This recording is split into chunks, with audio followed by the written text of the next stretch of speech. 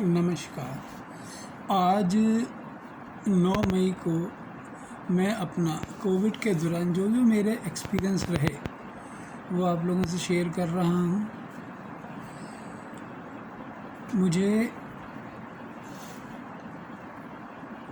आज से करीब जो है 2 हफ्ते पहले 2 हफ्ते पहले मैंने अपना कोविड का टेस्ट कराया था। तब मेरा टेस्ट पॉजिटिव आया। पॉजिटिव आने के बाद मेरे मिलने वाले डॉक्टर हैं डॉक्टर अरुण महाजन, बहुत पुराने मेरे मित्र हैं, गुड़गांव में प्रैक्टिस करते हैं, अपना क्लिनिक है। खुद तो वो रेडियोलॉजिस्ट हैं, मगर उन्होंने अपने बहुत सारे मिलने वालों की मदद कर रहे थे। अपने मिलने वाले डॉक्टर जो फिजिशियंस एमडी हैं, डीएम हैं, उनसे मिलकर वो उन लोगों की फ़ोन पे ही मदद करते थे कि किसको क्या टेस्ट कराने चाहिए, क्या दवाइयाँ लेनी चाहिए। उनसे मेरी बात हुई तो उन्होंने मेरे को एक सीबीसी और सीआरपी टेस्ट के लिए बोला कि अब ये टेस्ट ज़रूर कराएं। और इसके रिपोर्ट आने के बाद, क्योंकि मेरे फीवर रहता था और ऑक्सीजन मेरा 93, 94, 95, कभी 92 भी आ जाता था, इसी पे रहता था हमेशा। मैंने उनसे बात करी। जब मेरी सीआरपी की रिपोर्ट और सीबीसी की रिपोर्ट आई, उसके बाद उन्होंने मेरे को बोला कि आप जब 7 दिन पूरे हो जाएं, उसके बाद आप बहुत लाइट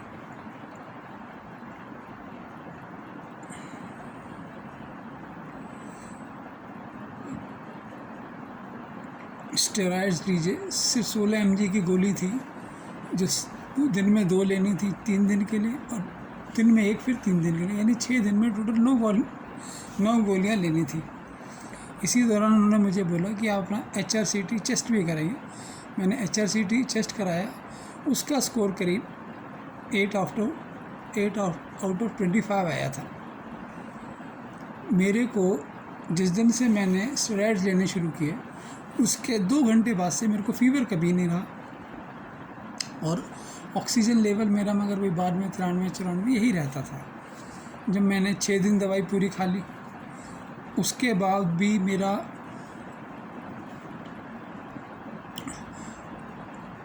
ऑक्सीजन लेवल 92, 93, 94 मैक्सिमम यही रहा। एक दिन रात को मैं लेटा हुआ था, तब मैंने जो है एक एक्सरसाइज शुरू की, क्योंकि मेरे को लंग्स में 2006 में भी तकलीफ़ हुई थी। तो मैंने एक्सरसाइज शुरू की। उसके बाद से अपने आप धीरे धीरे मेरा ऑक्सीजन लेवल काफ़ी तेज़ी से बढ़ा। और एक्सरसाइज क्या थी मैं आपको बताता हूँ। आप देखिए, मुँह से सांस छोड़ा,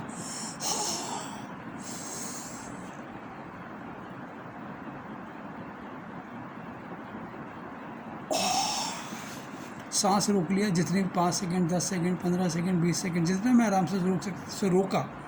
उसके बाद उसको मैंने छोड़ दिया, फिर लिया, फिर सांस रोका, फिर छोड़ा। ये क्रिया उसी रात को मैंने 50 बार की। उस दिन रात को पहली बार काफ़ी दिनों के बाद जो मेरा जो ऑक्सीजन लेवल है 95, 96 आया। सुबह अगले दिन जब मैं उठा, तब भी मेरा एकदम सीधा 96 ही आया ऑक्सीजन लेवल। उसके बाद ये मैं क्रिया लगातार करता रहा। इस क्रिया के करने के बाद आज ये हालत है 9 मई को, कि मैंने सुबह से जब भी मैंने अपना वो किया है ऑक्सीजन लेवल, वो 97, 98, 96, 97, 95, 96 यही आया। इसका मतलब इस पर्टिकुलर एक्सरसाइज से मुझे बहुत फ़ायदा हुआ। मुझे टेस्टिंग कराने से फ़ायदा हुआ, स्टेरॉइड खाने से फ़ायदा हुआ, HRCT करा लिया। उससे डॉक्टर के दिमाग से बहुत सारे डाउट्स क्लियर हो गए कि क्या मुझे हैवी स्टेरॉइड्स तो नहीं देने, वो पार्ट भी क्लियर हुआ। दूसरा, मेरे मुंह का टेस्ट बहुत ख़राब रहता था, इतना ज़्यादा ख़राब जिसकी आप कल्पना नहीं कर सकते। उसके लिए क्या किया, जड़खोर धाम है, वहाँ पे गौशाला है। गौशाला में वहाँ पे गौमूत्र से और गौ के बाकी प्रोडक्ट से कुछ दवाइयाँ बनाई जाती हैं। मैंने वो मंगाई। उसमें मैंने क्या मंगवाया, तक्र अर्क और गोमय रस और हार श्रृंगार का गोमूत्र, ये 3 चीज़ें मैंने मंगा के पीनी शुरू की। 3 ढक्कन मैंने गोमय रस के लिए, 2 ढक्कन तक्र अर्क के और 2 ढक्कन हार श्रृंगार गौमूत्र के लिए। वो पीते साथ ही जो मेरे मुंह का स्वाद था, जो कि इस बीमारी के दौरान और स्टेरॉइड्स लेके बहुत ज़्यादा ख़राब, इतना अधिक ख़राब हो कि जिनको ये हुई है तकलीफ़ वो कल्पना कर सकते, जिनको नहीं वो लोग कल्पना भी नहीं कर सकते। केवल जड़कोर गोदाम से मंगाई हुई इन दवाइयों के बाद पहली बार जैसे ही मैंने पिया 90% मेरे मुंह का टेस्ट उसी समय ठीक हो गया। आप सोचिए कि वो चीज़ थी जिसका कोई किसी के पास इलाज नहीं था, किसी के पास कोई इलाज नहीं था कि आपके मुंह का स्वाद इतनी तेज़ी से कोई सही कर सके।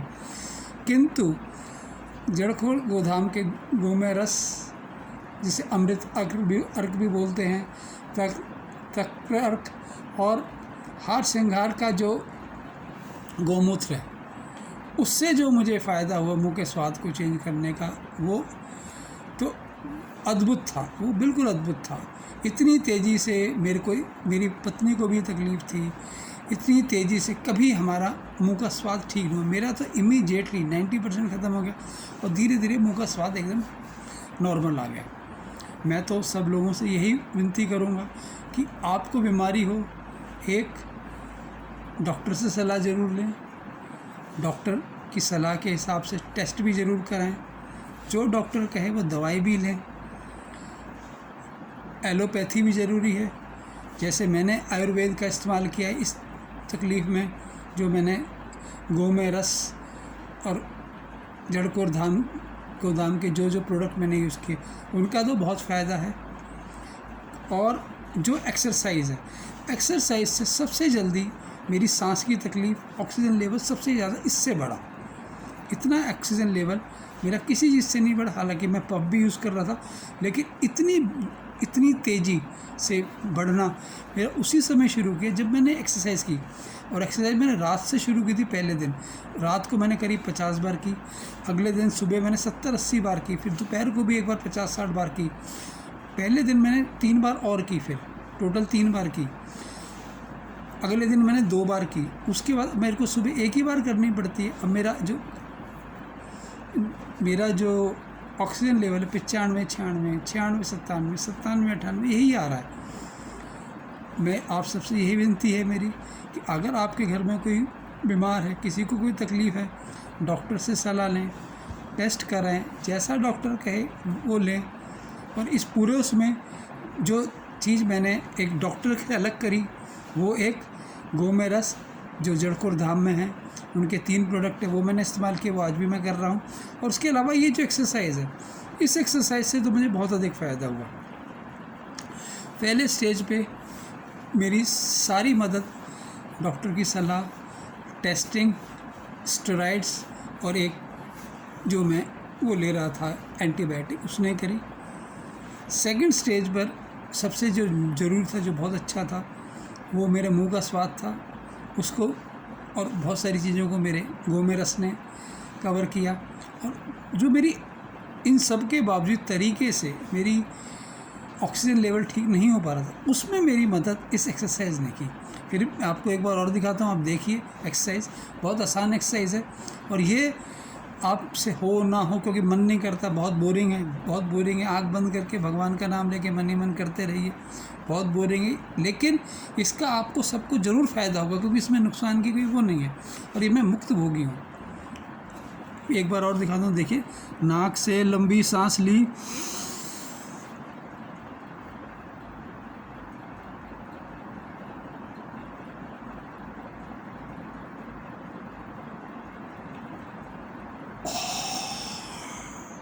सांस छोड़ी। ये क्रिया जब मुंह से एक बार सांस छोड़ के भी लंबी सांस ले सकते हैं, इस तरह से।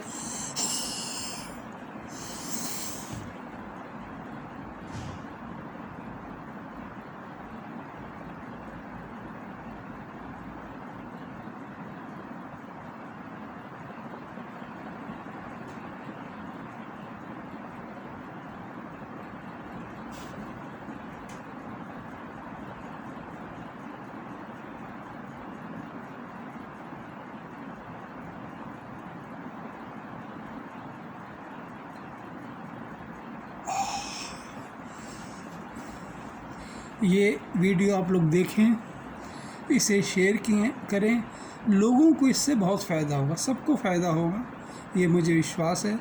डॉक्टर भी ज़रूरी है, आयुर्वेद भी ज़रूरी है, और बाबा रामदेव की बताई हुई कुछ क्रियाएं भी ज़रूरी है। हर चीज़ ज़रूरी है।